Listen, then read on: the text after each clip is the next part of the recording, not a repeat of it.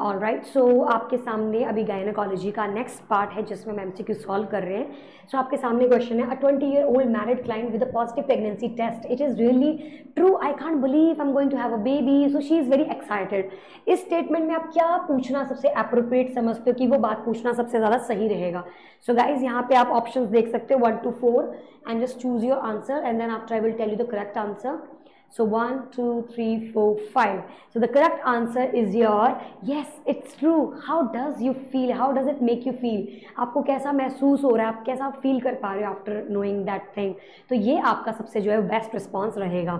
So option number 2 is the correct answer in your question number 41. Next, a newly diagnosed pregnant client tell I am going to have all the discomfort, I am not sure I want to be pregnant. You know, वो बहुत ही ज़्यादा negative phase में guys, इसे बोला जाता है ambivalence. यानी कि फर्स्ट ट्राइमेस्टर के अंदर जो प्रेग्नेंट लेडी होती है वो कई बार अच्छा महसूस करती है, कई बार बुरा महसूस करती है. इस टाइप की फीलिंग को एम्बिवेलेंस बोला जाता है और ये बहुत ही नॉर्मल चीज़ है. It's very normal in first trimester. So guys, the answer will be, you have to give me the answer 1, 2, 3, 4, 5. Guys, the correct answer is your normal ambivalence because ये जो feeling है वो बहुत ही ज़्यादा normal है. Now we have question number 43. आपके सामने question number 43 है. A client, okay, the question is a client approximately 11 week pregnant. जो आपका क्लाइंट है वो 11 हफ्ते की प्रेगनेंसी है and her husband are seen in the antenatal clinic. और नर्स का जो हस्बैंड है वो बोल रहे हैं कि मुझे ना फील हो रहा है नोजिया और वॉमिटिंग और मुझे फटीग भी महसूस हो रहा है. तो नर्स इंटरप्रिटेट कर रही है कि भाई ये सजेशन, ये जो पेशेंट जो कंप्लेन कर रहा है, जो सिम्टम्स बता रहा है, ये किस चीज के हैं और ये क्या चीज है. तो गाइस, इसमें से आपको आंसर देना है. 4 ऑप्शंस आपके सामने, फर्टाइलिज्म एंड योर मिटल स्केमर्स, कोवेट सिंड्रोम एंड पिका. इनमें से कौन सा ऐसा सिम्टम है जो कि रिप्रेजेंट करता है कि क्या आंसर होगा? So guys, the answer will be option number 3, that is couvade syndrome. हाँ, सो बैठ जाओ, that is couvade syndrome. Now let me give you the rational of question number 43. The rationale is Covet syndrome refer to the situation in which the expectant father experiences some of the discomfort of pregnancy along with the pregnant woman as mean of identifying with the pregnancy. मतलब patient का जो husband होता है वो भी कुछ इस type के सिम्टम महसूस करता है, नोजिया, वॉमिटिंग वाले. इसमें जो हमारा आंसर होता है वो कोवेट सिंड्रोम बोला जाता है. Okay, so which part 2? There is no voice. कितने क्वेश्चंस के बाद? All right, I will make one more time, no issue. Next we have question number 44. Question number 44 में आप देख सकते हैं, a primary gravida client asked the nurse if she can continue to have a glass of wine with dinner during her pregnancy. तो एक primary gravida client जो है, okay, ठीक है, I will repeat. So a primary gravida client asked the nurse if she can continue to have a glass of wine with dinner during her pregnancy. Which of the following would be the nurse best response? तो इस बात पे nurse का best response क्या रहेगा? Option number 1, the effect of alcohol on the fetus during the pregnancy are unknown. जो effects आएंगे baby के ऊपर प्रेगनेंसी के, क्या वो अननोन होंगे? या फिर आप ऑप्शन नंबर 2 देख सकते हैं, you should limit your consumption of beer and wine. आपको जो है वो लिमिट करना है अपना कंजप्शन जो है बियर का, वाइन का, वो थोड़ा रिड्यूस कर देना है. या फिर you should abstain from drinking alcoholic beverages. या फिर you may have 1 drink for 2 hours for alcohol per day. तो गाइस, क्या लगता है आपको इसका करेक्ट आंसर क्या है? So you have 5 seconds and then after you have to tell me the correct answer. Okay, so 1, 2, 3, 4 and 5. guys, question number 44 का जो हमारा आंसर होगा, it will be 3. you should abstain from drinking alcoholic beverages. आपको अपने आप को जो है वो डोर क्लोज कर दोगे, आपको अपने आप को दूर रखना है बेवरेजेस और अल्कोहल से. इसका मैं आपको रैशनल बता देती हूँ. मेटर्नल अल्कोहल यूज में result in fetal alcohol syndrome. Okay, तो यहाँ पे रैशनल आ जाता है, फीटल अल्कोहल सिंड्रोम बेबी को हो सकता है. सो आपको अवॉइड करना है. Marked by mild to moderate maternal retardation. Okay, baby भी रिटार्डेशन हो सकती है, इसीलिए आपको जो है वो मदर को बोलना है कि आपको एब्सटेन करना है from drinking alcohol. So the answer is basically, the answer आपका यहाँ बन जाता है ऑप्शन नंबर 3. नेक्स्ट क्वेश्चन आता है हमारे पास, question number 45. Examination of a primary gravida client having increased vaginal secretions since becoming pregnant reveals clear highly acidic vaginal secretion। तो यहाँ पे जब आपने प्राइमरी ग्रेविडा क्लाइंट का एग्जामिनेशन किया और आपको क्या पता चलता है कि उसकी जो vaginal secretions है वो इंक्रीज हो रही है जब से वो प्रेग्नेंट हुई है, और वो क्या रिवील कर रही है कि कैसी कैसी हैं, वो थोड़ी क्लियर है, हाईली एसिडिक पीएच है। The client denies any perineal itching और बर्निंग, किसी प्रकार की कोई इचिंग या बर्निंग सेंसेशन नहीं है। The nurse interpret these findings as a response related to which of the following। Nurse इनमें से क्या रिस्पॉन्स जो है वो इंटरप्रिटेट करेगी कि इनमें से कौन सा रिस्पॉन्स वो रिप्लाई में देगी। So guys option number 1 we have of question number 45, that is a decrease in vaginal glycogen stores, that might be the reason. Development of sexually transmitted diseases, prevention of expulsion of the cervical mucus plug, या फिर control of the growth of pathologic bacteria. तो आपको हमें यहाँ बताना कि अगर किसी लेडी में ये सिम्टम्स दिख रहे हैं एंड क्लाइंट बोल रहा है कि मुझे किसी प्रकार की इचिंग और बर्निंग नहीं है, तो जो नर्स है वो इंटरप्रेट करती है फाइंडिंग के रिस्पॉन्स में कि क्या वो इसका आंसर देगी। So guys, you have 5 seconds, 1, 2, 3 and 4 and 5. The answer will be control of growth of pathogenic bacteria. मैं आप लोगों को इसका rational दे दी तो the answer will be 4. The rational is an increase, okay?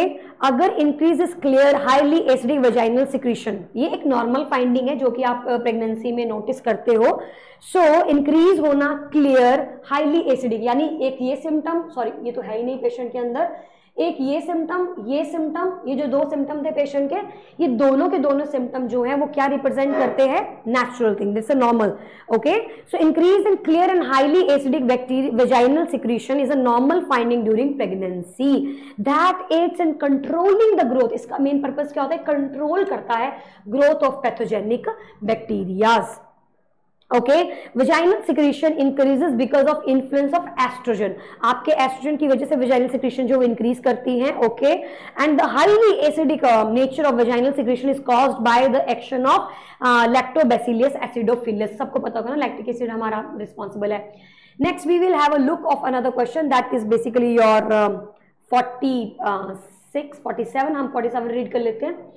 A primary gravida at 8 week gestation, okay, एक primary gravida client है, 8 हफ्ते की गेस्टेशन है, यानी कि वो फर्स्ट ट्राइमेस्टर में है, अभी first trimester of pregnancy, 8 week gestation. Tell the nurse that she want an amniocentesis. Okay, यहाँ पे कौन बोल रहा है, गेस्टेशन की नर्स, जो पेशेंट है वो बता रही है, tell the nurse that she want, यानी पेशेंट बोल रहा है she want amniocentesis because there is a history of haemophilia A, okay, in our family, and the nurse informed the client she will need to wait and until she is at 15 week gestation। तो उसने nurse ने क्या reply दिया कि भाई तुमको इंतजार करना पड़ेगा, जो 15 वीक की जो गेस्टेशन है, आपको 15 वीक की गेस्टेशन तक जो है वो आपको थोड़ा सा इंतजार करना पड़ेगा। Okay, for the amniocentesis. Okay, तो 15 वीक तक आपको वेट करना पड़ेगा एमनियोसेंसिस के लिए। Which of the following, okay, which of the following provide the most appropriate rationale? तो इससे पहले आपको पता होना चाहिए एमनियोसेंसिस क्या होता है, ताकि आप रैशनल जो है परफेक्टली बता सके। Most appropriate rationale for the nurse statement regarding amniocentesis at 15 week gestation पे क्यों किया जाता है। ऑप्शन नंबर 1 आता है fetal development needs to be complete before testing. बहुत ही ज्यादा जरूरी है कि बच्चे का जो ग्रोथ है वो आपके एमनियोसेंसिस को करने से पहले कंप्लीट हो जाए। या फिर the volume of amniotic fluid needed for testing will be available. जो आप एमनियोटिक फ्लूइड निकालने वाले हो वो बेसिकली कब अवेलेबल होगा, आपका 15 वीक पे अवेलेबल होगा। ओके, या फिर आप बोल सकते हो कि the cell indicating haemophilia A are not produce until 15 week gestation, इसीलिए आप 15 हफ्ते पे कर रहे हो। या फिर fetal anomalies are associated with amniocentesis prior to 15 week gestation. So guys what do you think, इसके आपके हिसाब से क्या आंसर रहेगा। So I will give you 5 seconds, 1, 2, 3, 4 and 5. The answer will be the volume of amniotic fluid needed to be tested will be available by the 15 weeks because amniocentesis में आप amniotic fluid ही लेते हैं और वो fluid आपका 15 हफ्ते पे के आसपास ही available होगा, इसीलिए आप करोगे। Let me give you the rationale. Measurement of client's fundal height is a gross estimate of fetal gestational age at at 20 week. Sorry, I'm so sorry for that. Yeah, the volume of fluid needed for amniocentesis is 15 ml. Okay, and this is usually available at 15 week gestation. Okay, fetal development continues throughout the perinatal period. cells necessary for testing for hemophilia A are available during this entire pregnancy but not accessible by amniocentesis. So guys remember this thing, आपका haemophilia ए का जो test है वो through out आपके pregnancy में आप कभी भी कर सकते हैं, उसका एमनियोसेंसिस के साथ कोई लेना देना नहीं है. The correct option is your option number B. The volume of amniotic fluid needed for testing to be available by 15 weeks. Now next question, let's have a look of question number 48.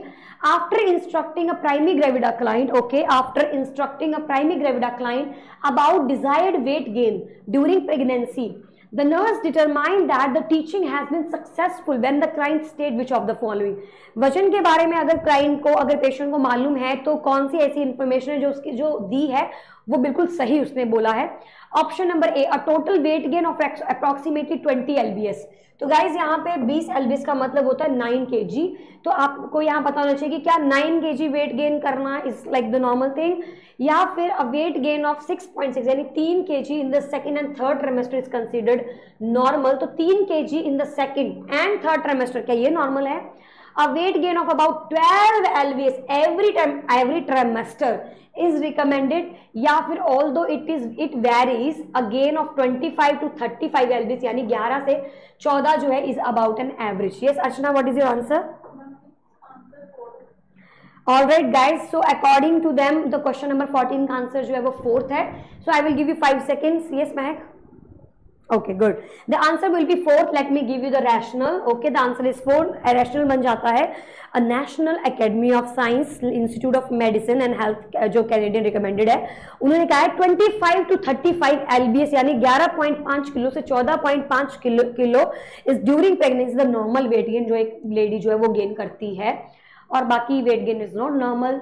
Next question number 49. When developing a teaching plan for a client who is 8 weeks pregnant, which of the following foods would be the nurse suggest to meet the client need for increased folic acid? तो यहाँ पे आपने मुझे बताना है कि इनमें से कौन सा ऐसा फूड है जो कि आपके फॉलिक एसिड को क्या करता है, इंक्रीज करता है. So guys we have option number A, spinach, banana, seafood, yogurt. और आपको पता होना चाहिए folic acid green leafy vegetables में सबसे ज्यादा पाया जाता है, और यहाँ पे आपका आंसर आ जाएगा spinach. Okay, it's not that difficult. Next question number 50. A nurse instruct a primary gravida client. Okay, let me have a look. मैं आपको आई थिंक दिख रहा है आपको. सो question number 50 is the nurse instruct primary gravida client about the importance of sufficient vitamin A in her diet. तो आप बता रहे हो कि भाई विटामिन ए जो क्यों जरूरी है. The nurse knows that instruction have been effective when the client indicate that she should include which of the following in her diet. तो vitamin A in her diet जरूरी है. इनमें से कौन सी ऐसी बात है जो बोलने से पता लगता है कि हाँ वो इंक्लूड कर रही है अपनी डाइट में विटामिन ए को? बटर मिल्क एंड चीज, strawberries and broccoli, egg yolks and squash, oranges and tomatoes. Yes guys, what will be the answer? Option number, yeah, that is correct answer. Option number 3 will be the correct, egg yolk and squash.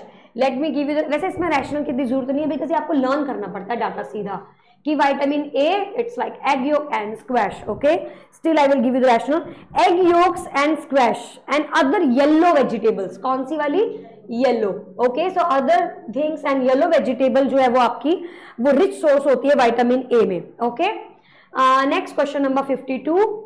An antenatal client is discussing her anemia. Okay, एक antenatal client है जो कि discuss कर रही है अपना anemia with the nurse in the prenatal clinic. Okay, and after discussion about the sources of iron to be incorporated into her daily meals, the nurse knows the client needs further instruction when she respond with which of the following.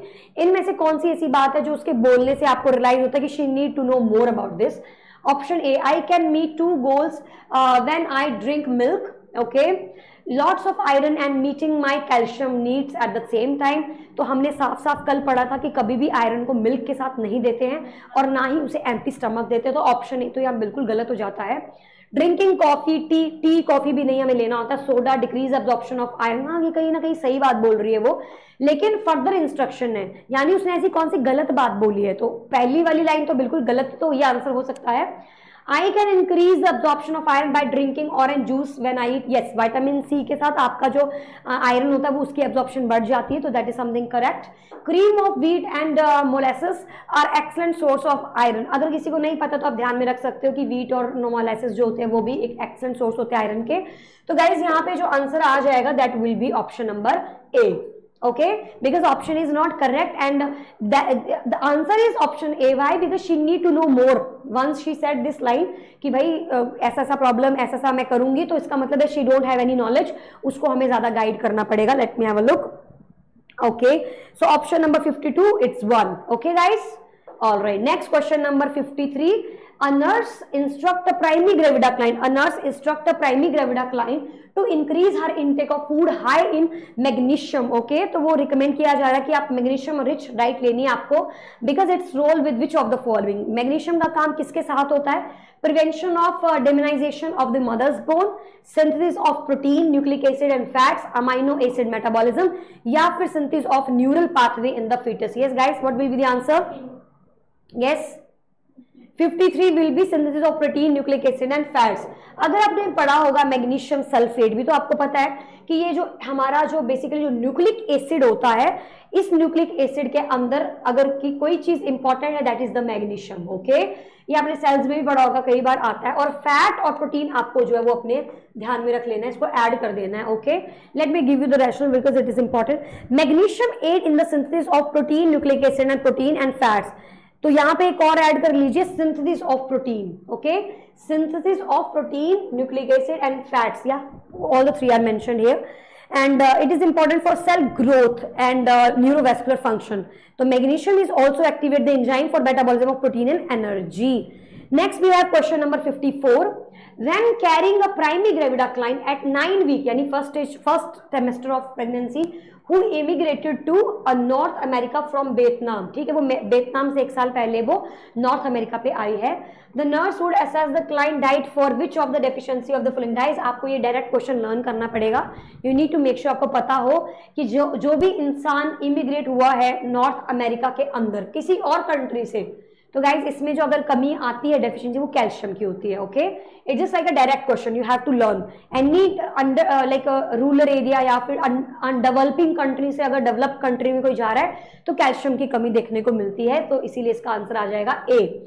Let me give you the rationale. Question number 54. Yeah, the diet of Vietnamese clients typically consists of small protein of meat and ample amount of rice. Okay, वो चावल ज्यादा खाते हैं, protein में meet काफी कम लेते हैं।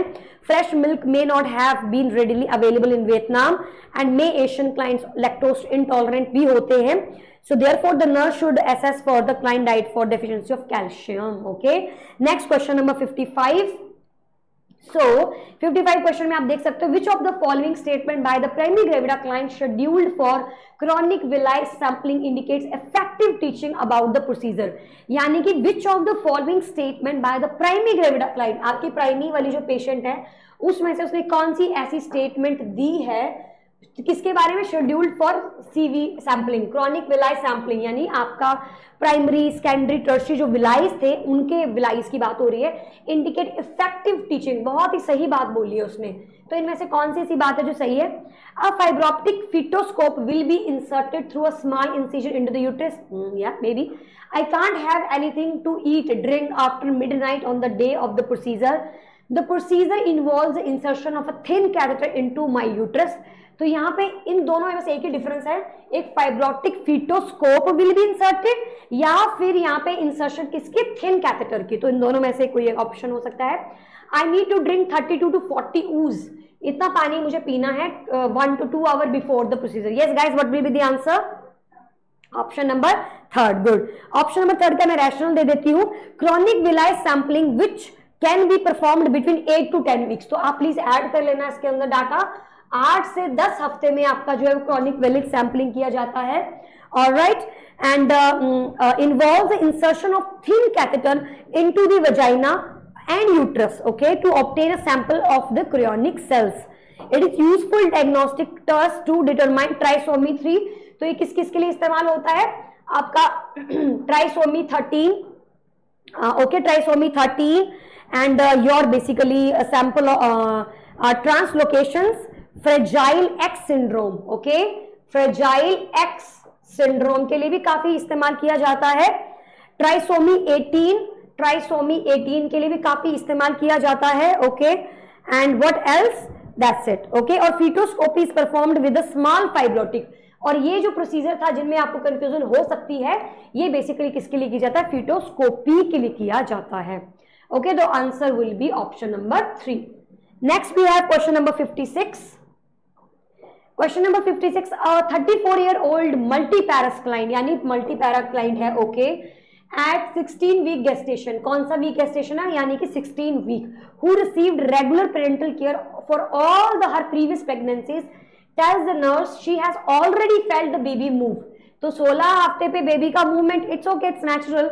The nurse interpret this which of the following, उसको क्या लग रहा है, number 1, the possibility that the client is carrying twins, okay fine, unusual because most multiparacline do not experience a quickening until 30 week gestation, तो बिल्कुल गलत बात है।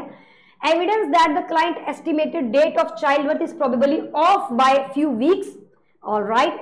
Normal, ये क्या है, बिल्कुल normal है, it is absolutely normal because multigravida के अंदर 16 weeks gestation पे आपका अगर आपको साउंड महसूस हो रहा है, मूवमेंट महसूस हो रही है, दिस इज एब्सोल्युटली नॉर्मल। महक, आपके प्राइमी में कब होता है मूवमेंट, कब फील होती है मदर को प्राइमी में, quickening 18 weeks, 18 weeks, remember this thing, okay. So let me cross check. So question number 56 4, या परफेक्ट। नेक्स्ट क्वेश्चन नंबर 57 आपके सामने है, which diagnostic test would be the most important to have for a primary gravida client in the second trimester of her pregnancy? So which diagnostic test would be the most appropriate for a primary second trimester में? हाँ जी, मैं second trimester कब start होता है, very good, 13 to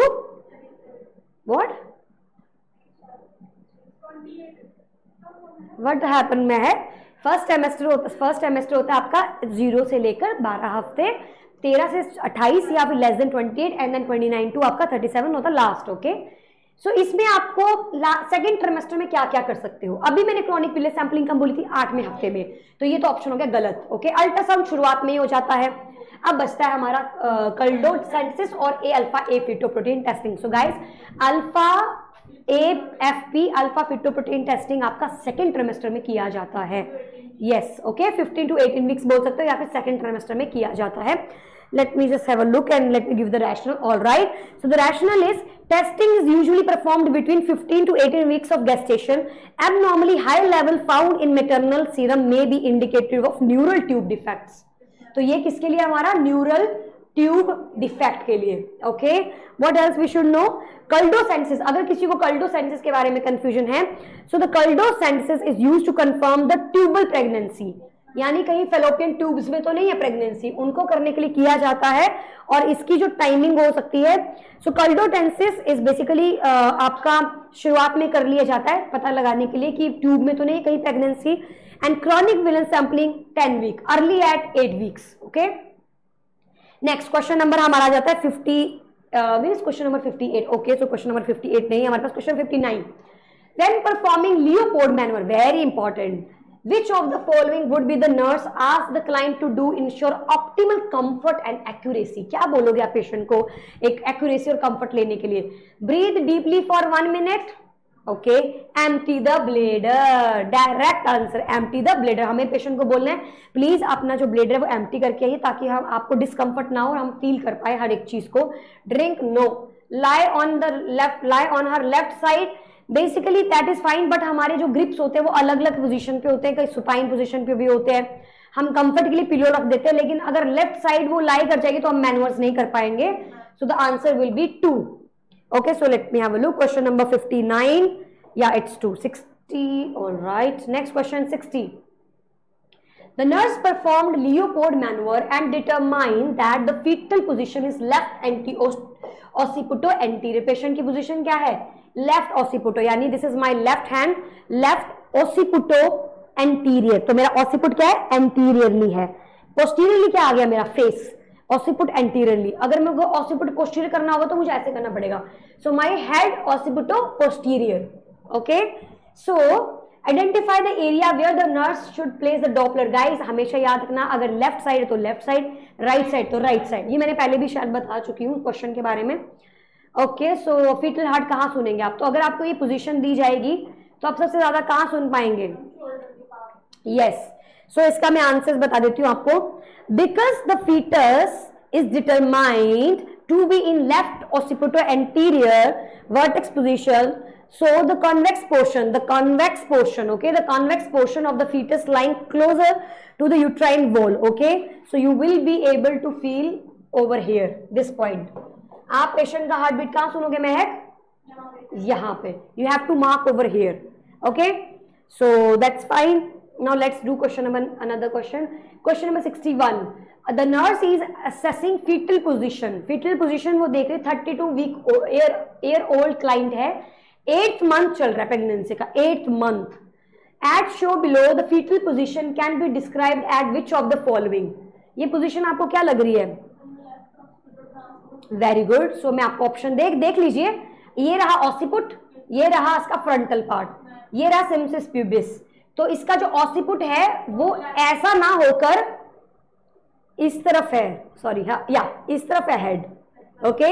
सो आपको बताना है कि ये जो ऑसिपुट है किस तरफ है। तो this is the mother, this is my right side, this is my left side, okay. So remember this thing, okay.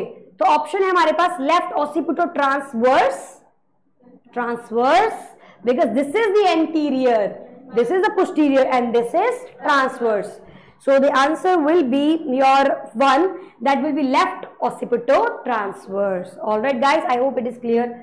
इसीलिए हमने इनको डीपली पढ़ा बिकॉज पोजीशंस भी पूछे जाते हैं। Question number 60, 61 done. 62, which of the following statement by the nurse would be the most appropriate? Okay, इनमें से कौन सा स्टेटमेंट है जो नर्स द्वारा दिया गया है वो मोस्ट अप्रोप्रिएट है when responding to a primary gravida client who asked what should I do about the brown discoloration across my nose and cheeks? भाई ये सब चीजें तो नॉर्मल है, okay. So this usually disappear after child birth, बिल्कुल सही है, मेरे साथ ऐसा हुआ था, डिसअपियर हो गए थे बर्थ के बाद। या फिर it is a sign of skin melanoma? No, it's not a skin melanoma, it's basically your pregnancy sign. The discoloration is due to the dilated capillaries? No, it's because of melanin hormone. It will fade if you use prescribed cream? नहीं, ये नहीं जाएगा, ये child birth के बाद ही disappear होगा। Late me give you the rational. So the rational is discoloration of the face that commonly appear during pregnancy called chloasma. इसे क्या बोला जाता है? क्लोज्मा बोला जाता है, okay. And chloasma is basically mask of pregnancy भी इसे बोला जाता है। नेक्स्ट क्वेश्चन नंबर 63 है हमारे पास, question number 63, okay. So let me have a look, क्या है question 63? 36 year primary gravida client, 22 week gestation, okay, without any complication to date is being seen the clinic for a routine visit. The nurse should assess the fundal height, very important. 20 week gestation पे आपकी fundal height, this is the umbilicus, okay, this is symphysis pubis। तो आपका जो symphysis pubis पे कब होती है वो 12 वीक्स पे, यहाँ पे बीच में 14 से 16, यहाँ पे 20, एंड देन आफ्टर इसके ऊपर कहाँ आ जाती है आपकी अबव द अम्बिलिकस से ऊपर कहाँ आती है 22 वीक्स। सो गाइस आपको बताना है determine the level of uterine activity, okay. तो बेसिकली क्वेश्चन में क्या बोला है कि nurse should assess the client fundal height 2, किस लिए वो चेक कर रही है? Determine the level of uterine activity, identify the need of increased weight gain, assess the location of placenta, estimate the fetal growth. Answer will be estimate the fetal growth. बच्चे की growth देखने के लिए हम लोग क्या करते हैं? फंडल हाइट को चेक करते हैं। Next we have question number 64. You can see here after, let me have a look, question number 63. So, after the nurse review the primary health care provider explanation of amniocentesis, again amniocentesis कौन से week पे? 15 week पे, okay. क्यों? ताकि fluid को बाहर निकाला जा सके, ताकि हमें असेसमेंट करनी है वो हम कर सके, क्योंकि इस टाइम पे 15 ml जो फ्लूइड बन जाता है हमें चाहिए 15 ml, इसीलिए। With a multigravida client which of the following indicate that the client understand a serious risk of procedure? इसका कॉम्प्लिकेशन क्या है? प्रीमिच्योर रप्चर ऑफ मेम्ब्रेन इसका कॉम्प्लिकेशन है, या फिर possible premature labour, fetal limb malformation, या fetal organ formation. Guys 15 हफ्ते से पहले आपके फीटल के लिम्ब्स और फीटल्स के जो ऑर्गन्स होते हैं वो बन जाते हैं, ओके। तो यहां पर हमारे पास दो ऑप्शन आ जाते हैं, option number 1 and option number 2। So guys what will be the answer? Second, good, possible premature labour, तो option number 2 is the correct answer. Next है हमारे पास क्वेश्चन नंबर 65, आप देख सकते हो, a primary gravida client at 28 week gestation tell the nurse that she and her husband wish to drive to visit relatives. तो 28 weeks की pregnant lady, उसका दिल है कि वो कहाँ जाए, थोड़ा घूमने जाए रिलेटिव के पास, who live several hours away, जो कुछ घंटे दूर रहती है। Which of the following recommendation by the nurse would be the best? इनमें से कौन सी बात है जो अगर नर्स बोलेगी that will be very good? Try to avoid traveling anywhere in the car during your third trimester. All right. Limit the time you spend in the car to a maximum of 4 to 5 hours. Taking the trip is okay if you stop every 1 to 2 hours and walk. Avoid wearing your seat belt in the car to prevent injury to the fetus. Guys question number 3, option number 3, option number 4 में आप कौन सा choose करोगे Archana? Very good, option number 3। आपको क्या करना है, अगर आप एकदम से डैंगलिंग करोगे लेग्स की तो हो सकता है सर्कुलेशन हो जाए, अडीमा हो जाए, प्रॉब्लम हो सके। तो यहाँ पे हमें पेशेंट को बोलना है कि आपको क्या करना है, ठीक है ट्रैवल करो बट थोड़ा सा रुक कर आप जो वॉक कर सकते हो, that will be really grateful. Question number 66, a nurse is teaching, okay I think we don't have any options ना, सो इट्स ओके। नेक्स्ट हमारे पास क्वेश्चन आता है, अ 15-year-old client is 26 week pregnant. She has been admitted to labor and delivery unit with a complaint of abdominal pain. Her parents want to speak with the nurse in reference to her condition. The nurse best response to the patient is, guys you have these 4 options, okay? Okay, that is the question. You have to give me the correct answer. Ashna, what will be the correct answer? 4. All right.